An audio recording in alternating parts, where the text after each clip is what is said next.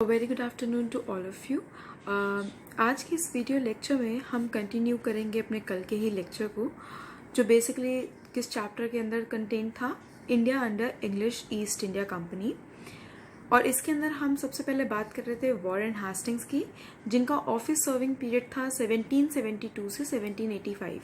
तो कल के इस लेक्चर में हमने बात की थी ईस्ट इंडिया कंपनी के रूल के एक्सपेंशन के बारे में, और साथ ही साथ गवर्नर जनरल वॉरेन हेस्टिंग्स ने क्या क्या रिफॉर्म्स लेकर आए इंडिया के अंदर, हमने उनकी भी बात की थी। So this was the content of the yesterday's class, but for today's class we are going to talk about the provisions, merits and demerits of the regulating act of 1773। इसके साथ ही साथ हम वॉरेन हेस्टिंग्स की expansionist policy की भी बात करेंगे, जिसके अंदर हम बात करेंगे रोहिला वॉर की, जो 1774 में हुई थी। उसके बाद हम बात करेंगे फर्स्ट एंग्लो मराठा वॉर की और सेकंड एंग्लो मैसूर वॉर की। साथ ही साथ हम बात इसकी भी करेंगे कि कैसे रेगुलेटिंग एक्ट 1773 के प्रोविजंस या उनके डिमेरिट्स थे, उनको कवर अप करने के लिए एक दूसरा एक्ट लाया गया जिसका नाम था Pitt's India act 1784। And lastly we are going to talk about कि वॉरेन हेस्टिंग्स का इम्पीचमेंट क्यों हुआ, किन रीजंस की वजह से हुआ, और what is the concluding remark on the personality of Warren Hastings, हम ये भी देखेंगे। So this is going to be the content of today's class. Let's begin with the class. So the first content for today's class is the Regulating Act of 1773. ये बहुत ज़्यादा crucial इसलिए है क्योंकि इसने कंपनी यानी कि east India company, the English east India company के कॉन्स्टिट्यूशनल हिस्ट्री के रिगार्ड में एक नया चैप्टर ओपन अप किया, यानी कि इसकी एक अलग ही सिग्निफिकेंस है। इसने कुछ बहुत ही इंपॉर्टेंट चेंजेस किए इंडिया के अंदर। Let's see what those changes were. तो वहाँ की जो होम गवर्नमेंट थी इंग्लैंड की, रेगुलेटिंग एक्ट से पहले की बात हो रही है अब, यानी इंग्लैंड के अंदर जो होम गवर्नमेंट होती थी वहाँ पर दो कोर्ट्स होते थे। एक तो था कोर्ट ऑफ डायरेक्टर्स और एक था कोर्ट ऑफ प्रोप्राइटर्स। अब जो कोर्ट ऑफ डायरेक्टर्स थे वो यूजुअली एनुअली इलेक्ट होते थे, यानी साल में एक बार उन्हें इलेक्ट किया जाता था, और वही प्रैक्टिकली कंपनी के सारे अफेयर्स को भी मैनेज करते थे। So court of directors was important for that reason कि वो बेसिकली इस कंपनी के सारे अफेयर्स को रेगुलेट करते थे, मैनेज करते थे। इस वजह से इसकी सिग्निफिकेंस थोड़ी ज्यादा है। अब जैसा कि आप यहाँ पर देख पा रहे हैं, मैंने एक यहाँ पर नोट फॉर्म किया है। वो नोट क्या कहता है कि जितनी भी प्रेसिडेंसीज थी इंडिया के अंदर, जो 3 नंबर थी, और वो प्रेसिडेंसीज कौन कौन थी, बॉम्बे, मद्रास एंड कलकत्ता। तो ये तीनों ही प्रेसिडेंसीज इंडिपेंडेंट थी आपस में, मतलब कि ये तीनों आपस में एक दूसरे के लिए रिस्पॉन्सिबल नहीं थी, ना ही एक दूसरे के ऊपर डिपेंडेंट थी। Rather they were responsible only to the home government of England. तो होम गवर्नमेंट के जो हमने कॉम्पोजिशन है वो ऑलरेडी देख लिया है। अभी जो प्रेसिडेंसी का जो गवर्नमेंट था, यानी हर जो तीनों प्रेसिडेंसीज थी उनके अंदर की जो गवर्नमेंट थी वो कैसे कंडक्ट होती थी, या वहां पर क्या कॉम्पोजिशन था, लेट्स सी दैट। तो वहां पर एक होता था गवर्नर, और उसको असिस्ट करने के लिए एक बनाया जाता था काउंसिल। तो जो ईस्ट इंडिया कंपनी थी, इंग्लिश ईस्ट इंडिया कंपनी, ये धीरे धीरे इसने अपना डोमिनियन बहुत ज़्यादा एक्सपैंड कर लिया। तो इसका जो डोमिनियन था, टेरिटोरियल एक्सटेंट था, वो बहुत ज़्यादा वाइड इन नेचर हो गया था। और इसके साथ ही साथ ना कि सिर्फ उन्होंने टेरिटोरियल एक्सटेंशन किया, इसके अलावा इन्होंने इंडिया में मैक्सिमम दीवानी राइट्स भी अज्यूम कर लिए। दीवानी राइट्स के बारे में हमने कल बात करी है, so I am not going to repeat it again. So let's see what was the reason of enacting this Regulating Act 1773. The reason was such कि जितना भी एडमिनिस्ट्रेशन था उस टाइम पे प्रोविंसेस के अंदर या प्रेसिडेंसीज के अंदर, वो बहुत ज़्यादा ही करप्ट और नोटोरियस इन नेचर था। इसके साथ ही साथ इनका जो नोटोरियस और करप्टेड एक्ट था उस पर फ्यूल ऐड कर दिया 1770 के बंगाल फेमीन ने, जो कि बहुत ही ज़्यादा डिजास्ट्रस नेचर का था, और उसकी वजह से एग्रीकल्चरिस्ट पे बहुत बुरा असर पड़ा। और जब एग्रीकल्चरिस्ट पे बुरा असर पड़ा तो दैट मीन्स कि जो रेवेन्यू कलेक्शन का काम था गवर्नमेंट का, प्रेसिडेंसी के गवर्नमेंट्स का, वो काम काफ़ी हद तक हिंडर हुआ, यानी कि रेवेन्यू कलेक्शन में काफ़ी ज़्यादा प्रॉब्लम आई, क्योंकि जब एग्रीकल्चर्स को इतना लॉस हुआ है तो वो कहाँ से रेवेन्यू पे करेंगे। And hence due to the loss in the revenue collection.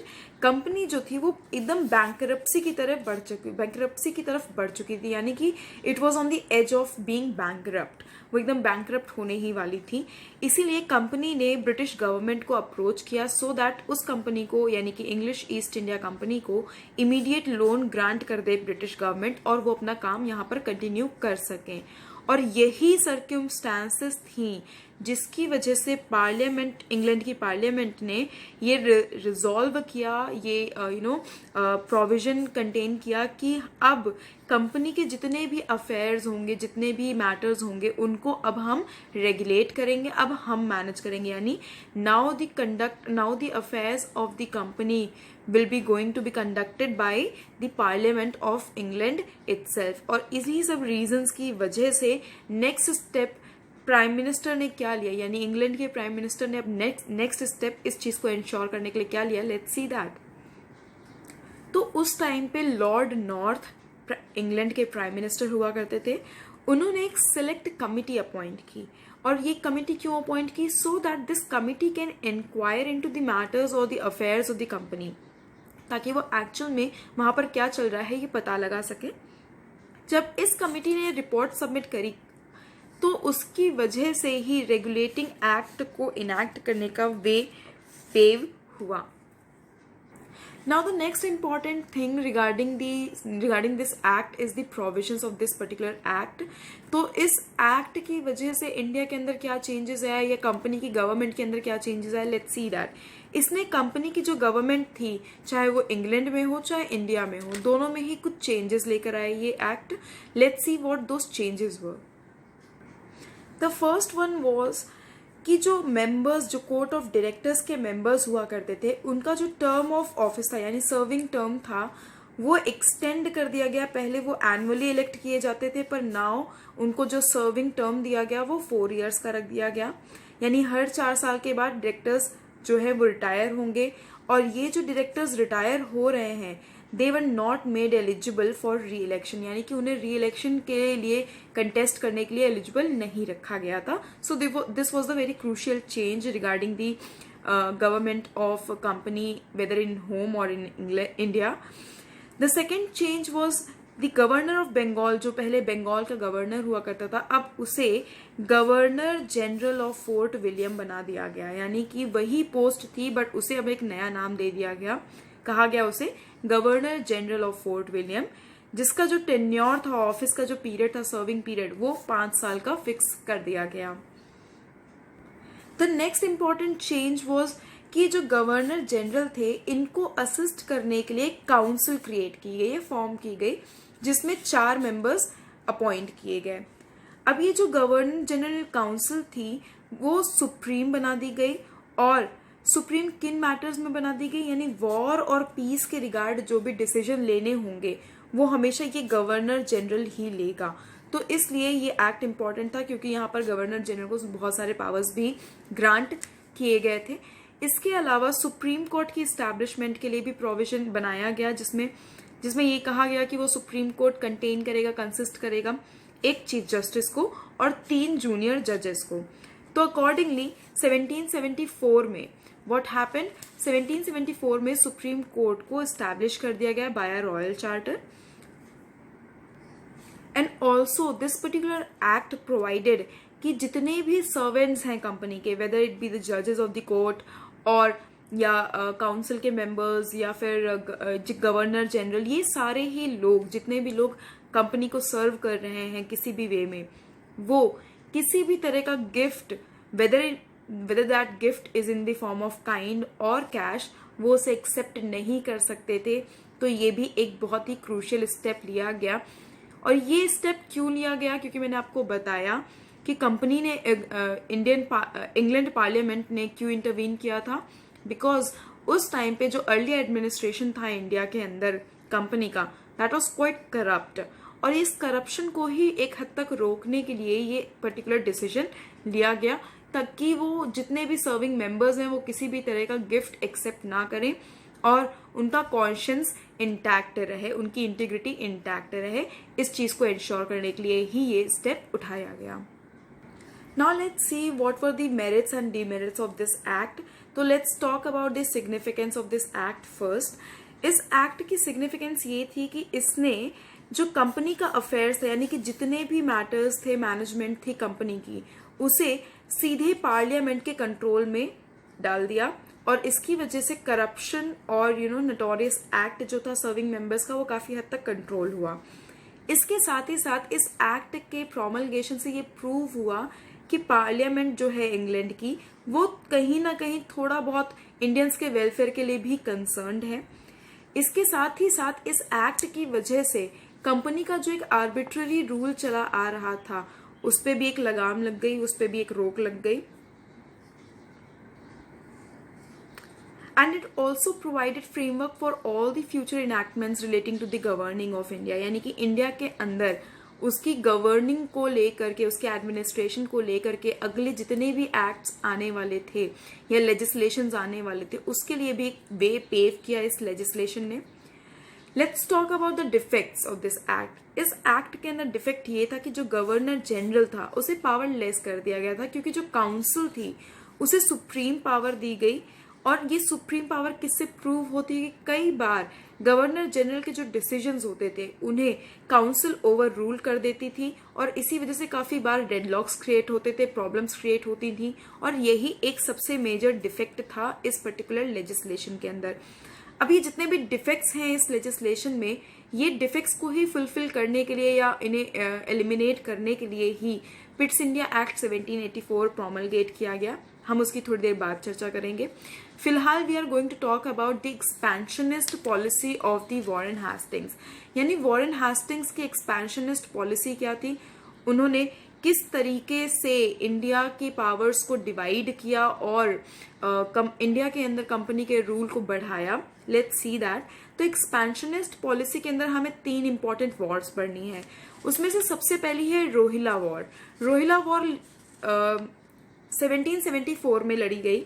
उसके बाद आई फर्स्ट एंग्लो मराठा वॉर, जिसका टाइम पीरियड था 1775 से 1782, and the last is the second Anglo Mysore war, जो थी in between the time period of 1780 to 1784.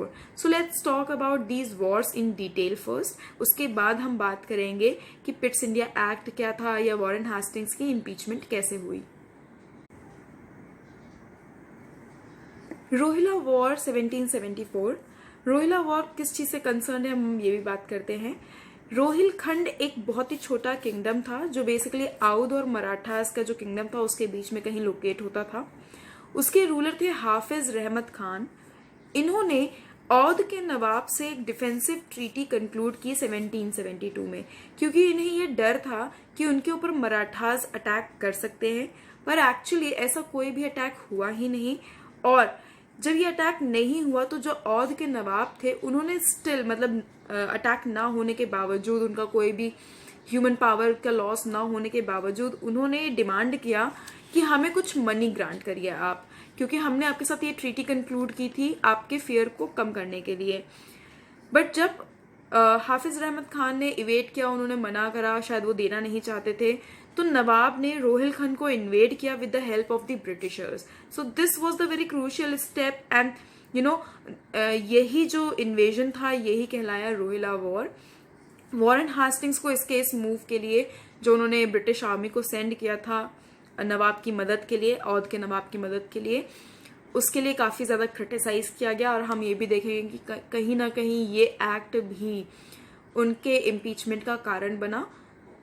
अब हम बात करते हैं फर्स्ट एंग्लो मराठा वॉर की। फर्स्ट एंग्लो मराठा वॉर का जो टाइम पीरियड था वो था 1775 से 1782। ये बेसिकली एग्जिस्टेंस में आया क्योंकि मराठास के अपने जो कॉन्फेडरेसी थी, उनकी जो भी उनका समूह था, उसमें एक इंटरनल कॉन्फ्लिक्ट चल रही थी, एक कोल्ड वॉर चल रही थी। मतलब जितने भी मेजर लीडिंग लीडर्स थे मराठास में, उन सबके बीच में एक इंटरनल कॉन्फ्लिक्ट चल रहा था और इसी का फायदा ब्रिटिशर्स ने अपनी एक्सपेंशनिस्ट पॉलिसी के लिए उठाया। लेट्स सी वो फायदा कैसे उठाया गया। अब 1775 में क्या हुआ कि पेशवा की पोस्ट के लिए माधवराव और उनके अंकल रघुनाथ राव में काफी ज्यादा डिस्प्यूट हुआ। फिर इसी की वजह से ही जो ब्रिटिश अथॉरिटीज थी उन्होंने एक ट्रीटी ऑफ सूरत साइन की विथ रघुनाथ राव। ब्रिटिशर्स ने एक ट्रीटी ऑफ सूरत साइन की रघुनाथ राव के साथ मार्च 1775 में, और उस ट्रीटी के हिसाब से रघुनाथ राव ने ये प्रॉमिस किया कि वो बसेन और सालसेट को ब्रिटिश को सीड कर देंगे, दे देंगे। पर लेटर वो अपना जो प्रॉमिस उन्होंने किया था ब्रिटिशर्स से वो फुलफिल नहीं करना चाहते थे। He was unwilling to fulfil that promise, और इसी की वजह से जो ब्रिटिशर्स थे उन्होंने फ्यूरियस होकर के वो दोनों के दोनों प्रोविंसेस को कैप्चर कर लिया। और ये जो हेस्टिंग्स का ये जो बॉम्बे गवर्नमेंट ने एक्शन लिया बसीन और सालसेट को सीड करने का, वो एक्शन हेस्टिंग्स ने अप्रूव नहीं किया था, यानी हेस्टिंग्स की कोई भी परमिशन इसमें नहीं शामिल थी। सो अकॉर्डिंगली वॉरेन हेस्टिंग्स ने 1776 के अंदर कर्नल अपटॉन को भेजा कि इस मामले को सेटल करिए, और इस मामले को सेटल करने के लिए ट्रीटी ऑफ पुरंदर साइन की गई विथ नाना फडणवीस, जो एक और एमिनेंट लीडर थे मराठास के। इस ट्रीटी के हिसाब से दो चीजें एक्सेप्ट की गई। पहली चीज कि माधवराव टू को as a new Peshwa accept किया गया, और साथ ही साथ जो ब्रिटिश थे उनको सालसेट की, जो उन्होंने सालसेट को कैप्चर किया था वो उसको रिटेन कर दिया गया कि आप उसको रख लीजिए, लेकिन उन्हें साथ ही साथ जितना भी वॉर में लॉस हुआ उसकी भी इंडेमनिटी प्रोवाइड करी गई, काफी बड़ा अमाउंट ग्रांट किया गया। सो this was the treaty of Purandar, but this treaty of Purandar was not considered good by the Warren Hastings. Warren Hastings ने कहा कि ट्रीटी ऑफ पुरंदर बेसिकली एक स्क्रैप ऑफ पेपर है, और इसीलिए उन्होंने मराठास के अगेंस्ट ऑपरेशंस जारी कर दिए, यानी कि एक युद्ध की ललकार हुई। और उस युद्ध में अगेन जो ब्रिटिशर्स थे, बेसिकली ब्रिटिशर्स हार गए मराठास से। फिर उसके बाद कई छोटे मोटे युद्ध हुए जिसमें सिंधिया जी को हरा करके ग्वालियर को काफी ज्यादा अक्वायर कर लिया गया। फिर what crucial happened in the year 1782, treaty of Salbai conclude की गई, और ये किसके किसके बीच में कंक्लूड हुई? वॉरेन हेस्टिंग्स और महादाजी सिंधिया, इन दोनों के बीच में ये ट्रीटी कंक्लूड हुई, और इसके 3 नतीजे हुए। पहला कि जो सालसेट और बसेन ब्रिटिश ने कॉन्कर किया था, कैप्चर किया था, उन्हें वो रिटेन कर दिया गया। दूसरा कि रघुनाथ राव जो पेशवा के कंटेंडर थे उन्हें पेंशन प्रोवाइड करी गई, और जो लास्ट था कि माधवराव टू को पेशवा की तरह एक्सेप्ट किया गया, यानी उन्हें पेशवा का ऑफिस अज्यूम करवा दिया गया। सो this was the concluding treaty of the first Anglo Maratha war. अब हम बात करते हैं the second Anglo Mysore war की, जो हुआ था in between 1780 to 1784. Please try to highlight these years and the name of the wars and also the concluding treaties of these wars. So इस वॉर के अंदर बेसिकली जो हमने यहाँ पर देखा, आपने हेडिंग देखी सेकेंड एंग्लो मैसूर वॉर की बात कर रहे हैं, यानी first Anglo Mysore war already हो चुका है, और वो कब हुआ था? इन द ईयर 1767 to 1769। यहाँ पर जो फर्स्ट एंग्लो मैसूर वॉर हुआ था उसमें हैदर अली विक्टोरियस हुए थे, और अकॉर्डिंगली एक डिफेंसिव ट्रीटी साइन हुई थी हैदर अली और ब्रिटिश के बीच में। लेकिन उस ट्रीटी के साइन होने के 11 साल के बाद सेकेंड मैसूर वॉर फिर से हो गया, और उसके कुछ रीजन थे, कुछ प्रोमिनेंट रीजन थे। वो रीजन हम देख लेते हैं कि क्या थे।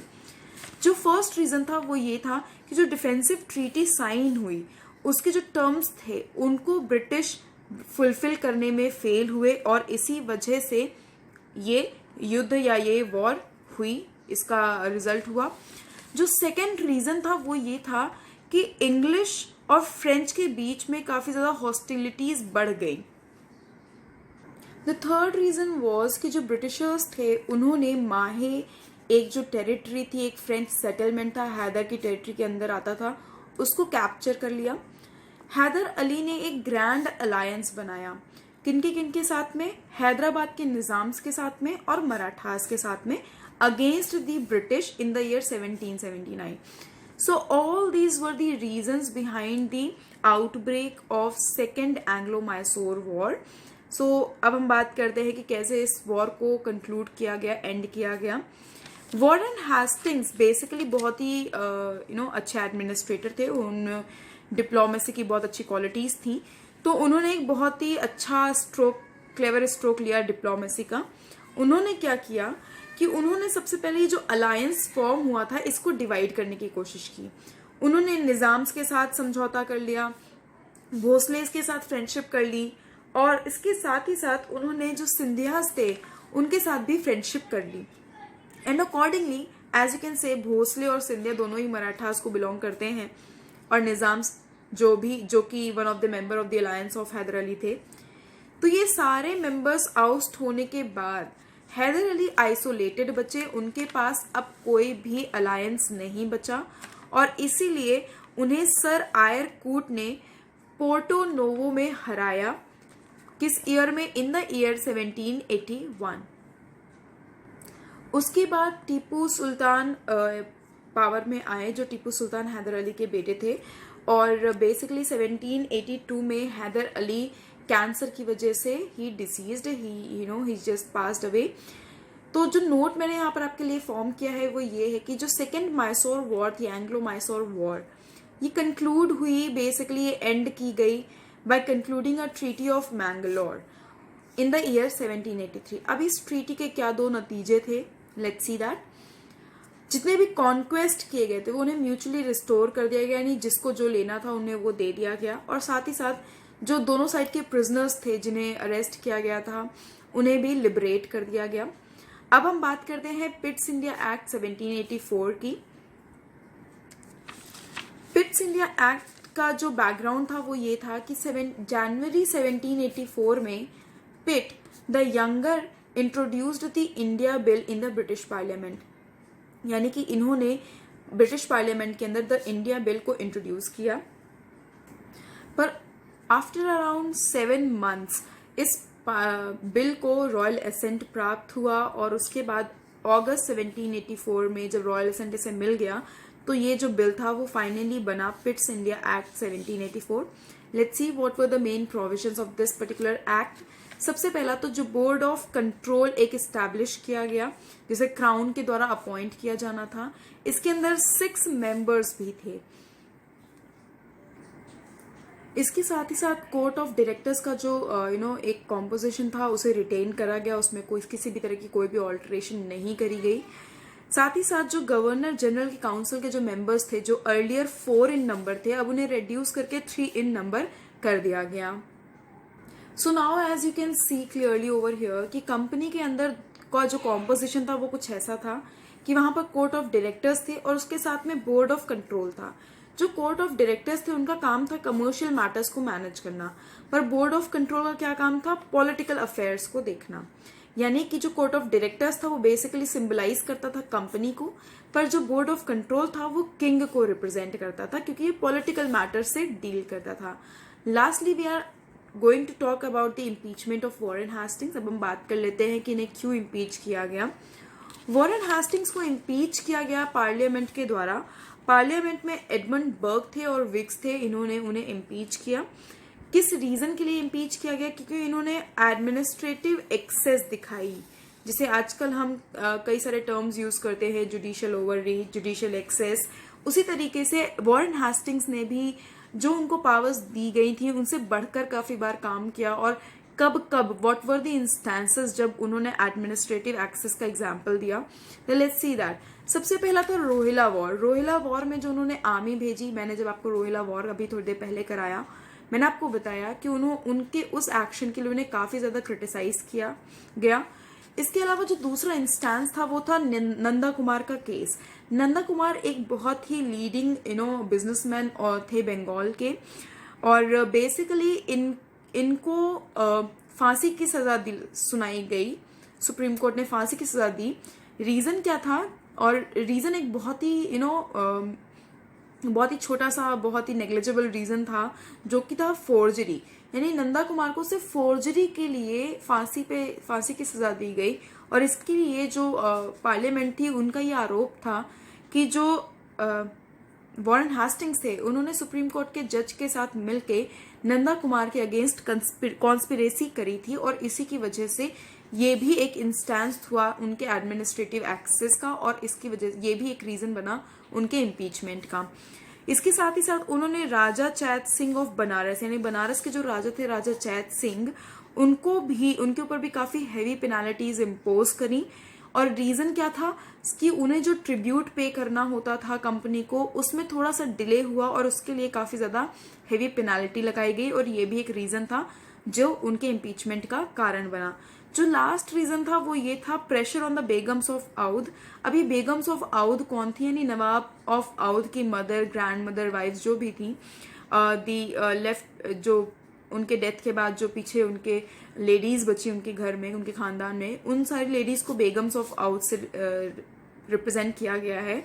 और उनके ऊपर प्रेशर कैसे एक्सर्ट किया गया, क्योंकि वॉरेन हेस्टिंग्स के ऊपर ये आरोप था कि उन्होंने उन बेगम्स ऑफ आउद से मनी स्क्वीज करने की कोशिश की, उनके ऊपर काफ़ी ज़्यादा प्रेशर एक्सर्ट करा, और ये रीज़न था कि उनके इस एक्ट को भी अनजस्टिफाइड कहा गया, और कहा गया कि ये भी एडमिनिस्ट्रेटिव एक्सेस था, और इसी वजह से this was also one of the reasons behind the impeachment of Warren Hastings.